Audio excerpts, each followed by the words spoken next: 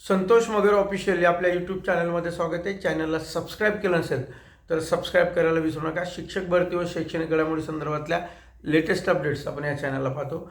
जर तुम्ही हा व्हिडिओ फेसबुकवरती पाहत असाल तर फेसबुकला फॉलो करायला विसरू नका. दोन महत्त्वाचे अपडेट्स आहेत. एक आहे केंद्र प्रमुखाच्या संदर्भातली आणि दुसरी आहे शिक्षक भरतीमध्ये जी आता कंत्राटी भरती सुरू झालेली आहे त्या संदर्भातली. दोन्ही महत्त्वाचे अपडेट्स आहेत. अनेक दिवसापासून केंद्र प्रमुखाच्या निकालाची वाट हजारो शिक्षक बघताय. नेमका निकाल कधी लागेल? मिळालेल्या माहितीनुसार केंद्र प्रमुखाचा निकाल हा फेब्रुवारी एंडिंग किंवा मार्चच्या पहिल्या आठवड्यात लागणार असल्याची माहिती जी महाराष्ट्र राज्य परीक्षा परिषदेचे वरिष्ठ अधिकारी आहेत त्यांनी दिलेली आहे. त्याच्यावरती काम सुरू आहे. त्यामुळं मार्चच्या पहिल्या आठवड्यापर्यंत हा निकाल येण्याची त्या ठिकाणी शक्यता आहे.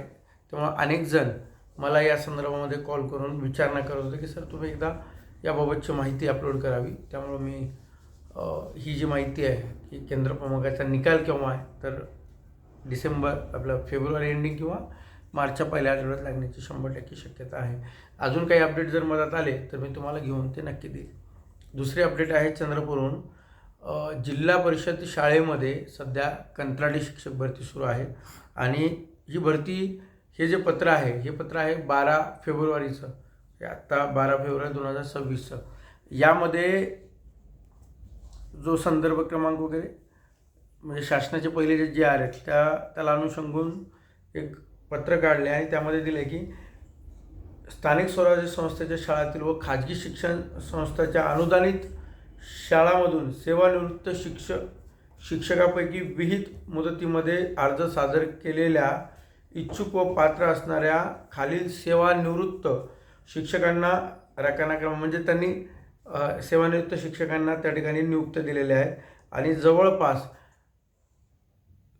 जिल्हा परिषद चंद्रपूर जिल्हा परिषदेमध्ये 147 शिक्षकांना त्या ठिकाणी नियुक्ती दिलेल्या आहेत.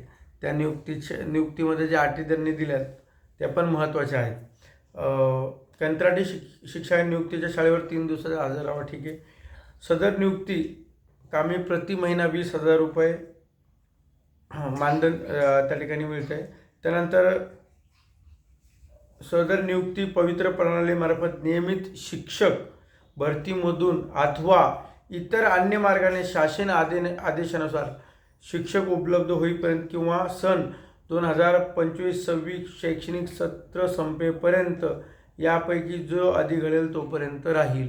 म्हणजे आता त्यांनी काय दिले की शैक्षणिक वर्ष 2025-26 या ठिकाणी दिलेलं आहे आणि 2025-26 म्हणजे जवळपास हे पुढच्या 6 महिने जून जुलैपर्यंत हे शिक्षक त्या ठिकाणी कार्यरत राहतील. जून जुलै ऑगस्टपर्यंत. यावरून एक गोष्ट निश्चितपणे सांगू शकतो की भरती प्रक्रिया ही जून जुलैच्या नंतर त्या ठिकाणी सुरू होणार आहे. कारण आत्ता नेमणुकीनंतर जवळपास 6 महिने ही नियुक्ती त्या ठिकाणी दिलेली आहे आणि त्यामध्ये सेवानिवृत्त शिक्षकांना कंत्राटी बसवरती या ठिकाणी घेतलेलं आहे. आता महत्त्वाचं अनेक जण या पत्राला जे कंत्राटी भरती सुरू आहे यामध्ये सेवानिवृत्त शिक्षकाला का घेतलं तर असे प्रश्न किंवा अनेकांना असं वाटतं की आम्ही पवित्रमधून त्या ठिकाणी घ्यायला पाहिजे होतं किंवा इतर जे DED BED झालेले आहेत अशा उमेदवारांना त्या ठिकाणी नियुक्ती द्यायला पाहिजेत. अशा अनेक वेळेला मागण्या आपण सुद्धा त्यावेळेला ज्यावेळेस हा निर्णय घेतला होता सेवानिवृत्तीचा राज्य सरकारने त्यावेळेस या निर्णयाला आपण विरोध केलेला होता आणि आम्ही हे सांगितलं होतं की आमच्यापैकी कोणाला तरी जर तुम्ही घेतलं तर किमान त्या बेरोजगाराला रोजगार मिळेल हा विचार त्या ठिकाणी केला होता. परंतु याचा एक दुष्परिणाम असा झाला की मुख्यमंत्री जे लाडका भाऊ योजना या योजनेच्या माध्यमातून ज्या उमेदवारांना नियुक्त्या दिल्या गेल्यात आता ते उमेदवार आम्हाला परमनंट करा किंवा आम्हाला अंशकालीनमधून 10% आरक्षण द्या अशा पद्धतीच्या मागण्या यांच्यासमोर येत आहेत. त्यामुळं सेवानिवृत्त शिक्षकांना जर त्या ठिकाणी घेतलं तर असे प्रॉब्लेम्स पुढे येत नाहीत आणि त्यामुळं हा विषय खरं तर खूप महत्त्वाचा आहे की अनेक जण कंत्राटी शिक्षकांना आपण विरोध करतो. परंतु जर रेग्युलर DED BED झालेल्या मुलांना घेतलं तर हेच 6 महिने काम केल्यानंतर पुन्हा आंदोलन सुरू करतात आणि परत मागणी करणार की आम्हाला त्या ठिकाणी रेग्युलर करा, अजून 6 महिने वाढून द्या, 11 महिने वाढून द्या. त्यामुळं मला असं वाटतं की आम्हीसुद्धा या निर्णयाला विरोध केला होता कधी काळी, परंतु हा निर्णय आपल्या उमेदवाराच्या दृष्टीने महत्त्वाचा आहे. कारण 5-6 महिने ठीक आहे, 5-6 महिने निघून जातील, परंतु असे जर मागणी करत राहिले तर ही भरती प्रक्रिया पुढे पुढे त्या ठिकाणी रखडत जाते. त्यामुळं ठीक आहे, कंत्राटी शिक्षक भरती सुरू केलेली आहे. या कंत्राटी पत्रानुसार मला एकच सांगायचं आहे की भरती प्रक्रिया, अनेकांना असं वाटतं की आता भरती प्रक्रिया नेमकी कधी होईल. तर आता अडथळा मी तुम्हाला सांगितलं की समायोजनाचा सुप्रीम कोर्टामध्ये पिटिशन टाकली आहे. जर त्या ठिकाणी सुप्रीम कोर्टाने जर काही ऑर्डर केली किंवा स्टे दिला, तात्पुरती स्थगिती दिली, तर या मागच्या व्हिडिओमध्ये सुद्धा मी हे सांगितलं की शासनाला यावरती कुठला ना कुठला मध्यस्थी मार्ग काढावा लागणार आहे. कारण स्टे दिल्यानंतर नवीन संच मान्यतेने पदभरती करायची की परत स्टे दिल्यानंतर जुन्या शिक्षक संच मान्यतेने करायची, हा प्रश्न त्या ठिकाणी सरकारच्या म्हणजे शासनाकडे उभा राहणार आहे. आणि यामध्ये फक्त शिक्षक भरतीच रखडणार नाही, तर यामध्ये जिल्हा बदली जे सुरू आहे, म्हणजे 3 वर्षापासूनची आंतरजिल्हा बदली अजूनही रेंगाळत आहे, तीसुद्धा या निर्णयामुळं त्याचा फटका बसू शकतो. त्यामुळे हे दोन्ही निर्णय महत्त्वाचे आहेत. पत्रही महत्त्वाचं आहे, कारण ते पत्र त्याच अनुषंगानं काढलेलं या ठिकाणी लक्षात येतं.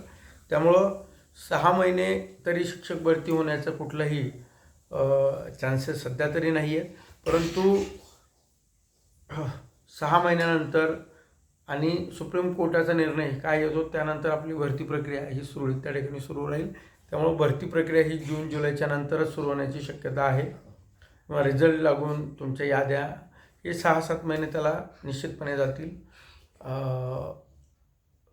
त्यानंतर आणखीन काही बरेचसे अपडेट आहे, पण ते अपडेट आपण उद्याच्या व्हिडिओमध्ये पाहूया. पुन्हा एकदा विनंती करतो, जर तुम्ही चॅनलला सबस्क्राईब केलं असेल तर सबस्क्राईब करायला विसरू नका. अशाच महत्त्वाच्या अपडेट्स आपण या चॅनलला पाहतो आणि ऑथेंटिक माहिती तुम्हाला या चॅनलला पाहायला मिळते. धन्यवाद.